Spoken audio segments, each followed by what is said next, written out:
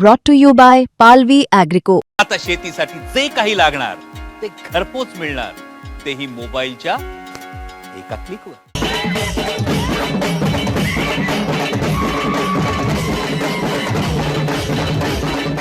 महाराष्ट्रातील 12 जिल्हा परिषदा आणि 125 पंचायत समितींच्या निवडणुकीत महायुतीने दणदणीत यश मिळवलंय.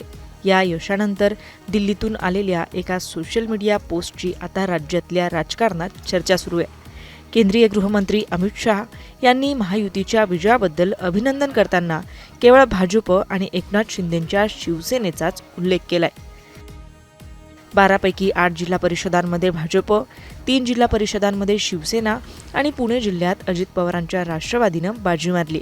या यशानंतर अमित शहा यांनी एक्सवर पोस्ट करत म्हटलंय की निवडणूक कोणतीही असो, महाराष्ट्रासह देशाच्या कानाकोपऱ्यातील जनतेचा मोदीजींच्या नेतृत्वाखालील भाजप प्रणित एनडीएवर विश्वास आहे.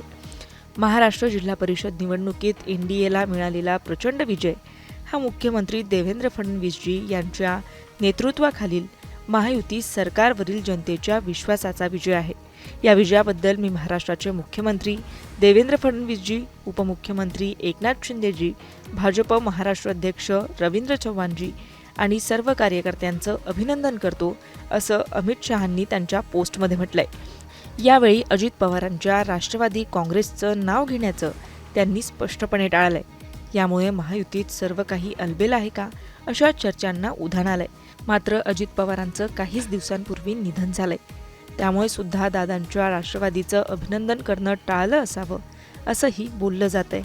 दरम्यान पंतप्रधान नरेंद्र मोदींनीही पोस्ट करत महानगरपालिका आणि नगरपालिका निवडणुकांमधील भाजप आणि महायुतीच्या घवघवीत यशानंतर महाराष्ट्रातील जनतेने जिल्हा परिषद निवडणुकांमध्येही आम्हाला भक्कम जनादेश दिलाय, असं म्हटलंय.